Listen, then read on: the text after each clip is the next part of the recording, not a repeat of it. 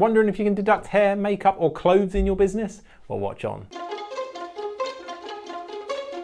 As a business accountant, my team and I spent all day long helping business owners on their journey. And as you can imagine, the question around what you can deduct in your business against their tax bill is a very, very key part of what we do. And ultimately, the question around clothes, makeup, personal care, cosmetic surgery, gym memberships, all these things, they're very common wants for people to deduct in their business, and particularly if you're in the world of, say, like influencing. So you're on YouTube, you're on Instagram, you run web courses, all these kind of things where I think the natural feeling is I need to look good for what I do. Can I get a tax deduction on this stuff? And actually, it's taken years and years of court cases to get some idea of what's likely to be accepted by the revenue should they check into it. And that is what I want to talk to you about in this video. So before I do, if you like these type of videos, make sure to hit the subscribe button and the bell below so you get notified whenever we release more videos just like this one. So firstly, bear with me slightly because it is a long one, because we've got a fact that you've got all these different elements, and regardless of whether you're an influencer or you're a painter and decorator, as we're going to hear, there's going to be something in this video for you. So do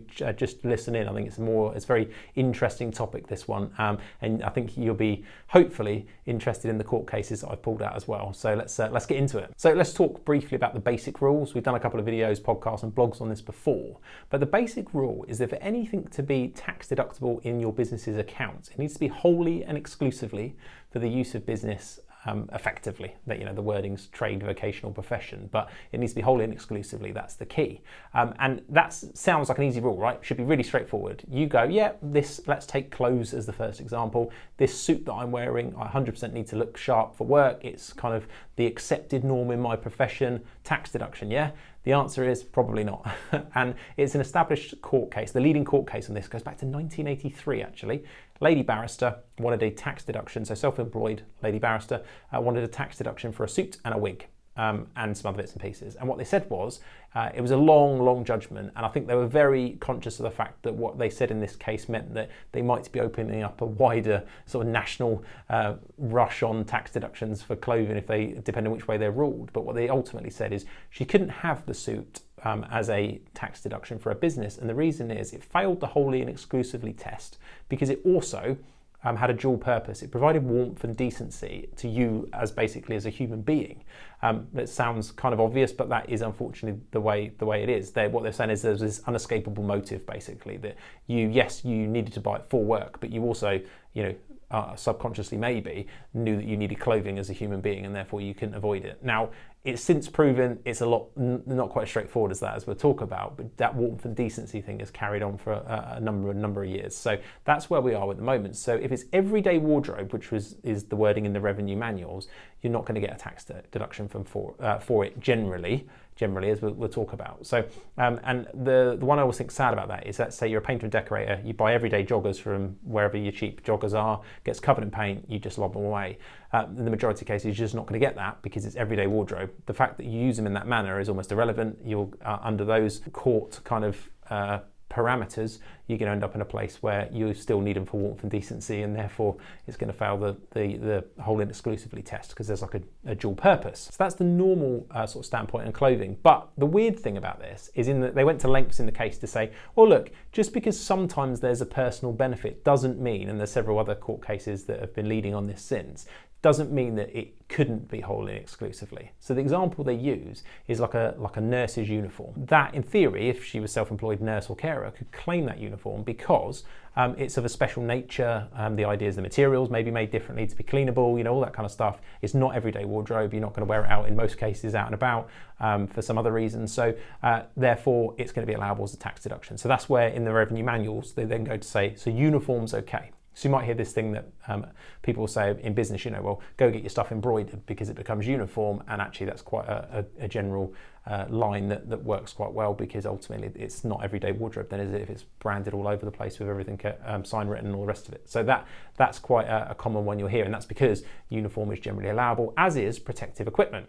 So high-vis jackets, say like steel toe caps, boots, all those kind of things that are more like your PPE, those kind of things. And you might think, and this is where it comes back to it, but surely that PPE and that embroidered uniform is still protecting my warmth and decency. And as I say, they were aware of that in these court cases, and they say, yes, we are. So it is very much the nature of the expenditure, the nature of the job, and as we're going to explore, that's going to be quite a big one. So to use that example in another way then, what happened, the other big court case on this in more recent years, was there was a lady who was an exotic dancer for a nightclub.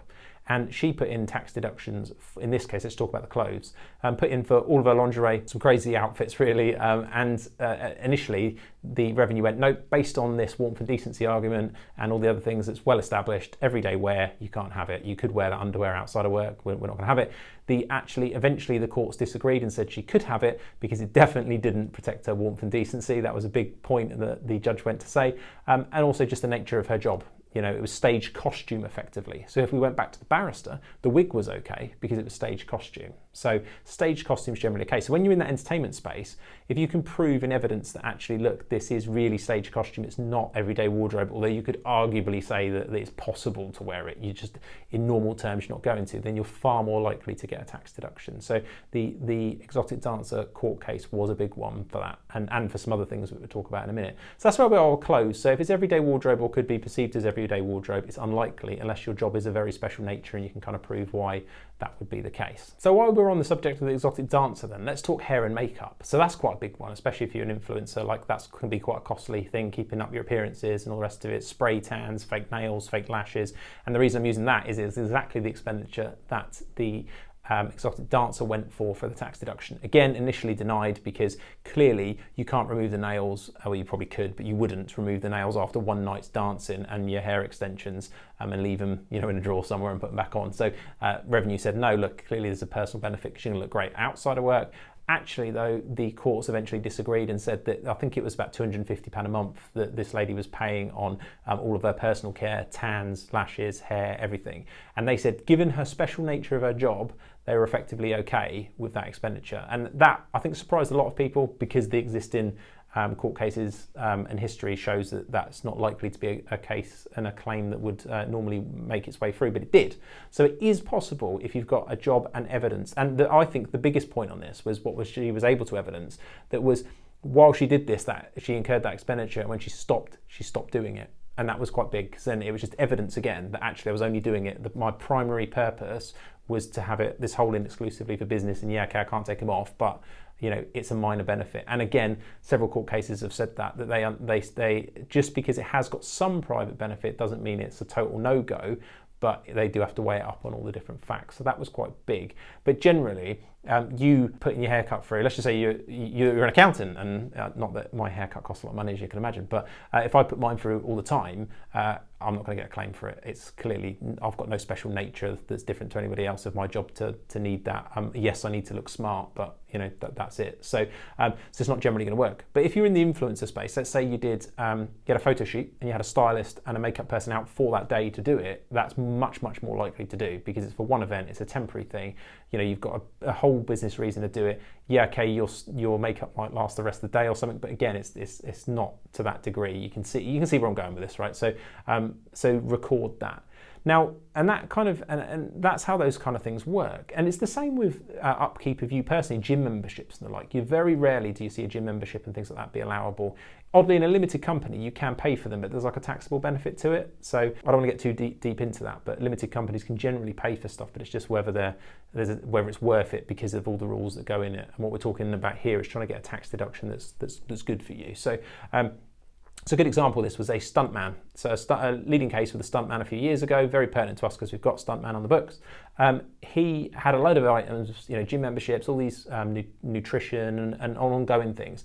They were basically disallowed those. They said, well, no, for us they're too dual purpose. They're going to have a big personal impact. But they did allow him. He did a knee injury, and they could, through documented evidence, could see that he needed that knee repaired to be able to carry on working, and it was done on set and all the rest of it. So they allowed the operation, and they allowed kind of the aftercare of that knee injury, which again was quite a big controversial piece when it came in, because again, going back in history, it wouldn't look like that was possible, but it's exactly the same as the exotic dancer. The judge believed in that particular case, their job was basically of a special nature and character that meant that it was understandable that the primary kind of purpose of that expenditure was to be whole in exclusively. And yes, obviously having a decent knee is going to have some private benefit, but based on all these other cases where they've said that doesn't stop you from claiming, it was okay. But he did get a lot of other stuff disallowed. So, you know, if it was nutritional plans, and you know, it's not like he's putting through his protein bars every day or anything like this, so they wouldn't be allowed, and there was expenditure of similar nature in court cases where that's been the case. So there we are. So medical expenses are similar, so you might think that you need them. And again, if you've got a special type of job, you might be okay. Now, when we're talking about medical, let's talk then about cosmetics. So Botox, dental work, other types of cosmetic surgery, what is actually the deal? And again, in the majority of cases, you're not going to get those allowable. And the reason being is that for all the reasons, it's going to fail on that dual purpose that you can't take them out. They're all going to look good overall. And if you want to enhance your look as an individual, they're not holding exclusively for the use of business. However, the revenue manuals have a little gem in there which was used, actually quoted back to them in the exotic dancer case. And it says that if you had an example of a radio presenter who's been in radio all their life, wants to go do TV work, and they've been told, so it was evidenced, that actually their teeth were wonky and they needed to get them fixed because that would give them more opportunities to go and work. They are saying that if that was evidenced and that was possible, they would allow that as a cost. So it's not like it's a complete no-go, but you really have to have evidence, sort of story that demonstrates why you absolutely needed it. And also in this example, that person had been content with their look. They'd never tried this before. It wasn't like upkeep of something they already had in place, this kind of stuff. So it was a real business purpose of do this, get more work. So, and then there's still arguments even around that. But as you can see, it is potentially possible for the majority of people, say like part-time influencers, you putting your Botox through is not going to be, for the vast majority of people, is not going to work because you can't take it out, and especially if you're doing it already and all these kind of things. But it's not to say it's not possible, because in certain instances I'm sure that you could argue it.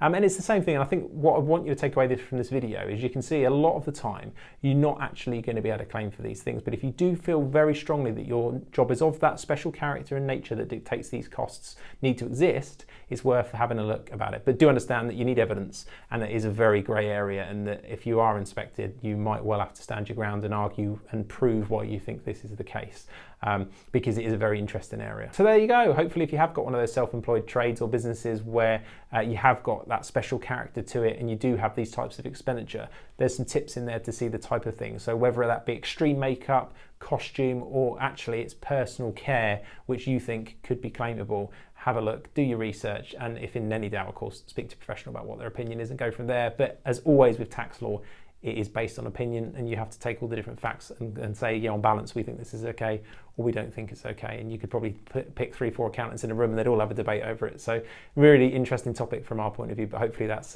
giving you some insight into it. If you like these type of videos, please share it with someone that you know needs to know this information, because they don't teach you at school. And I'll see you in the next one.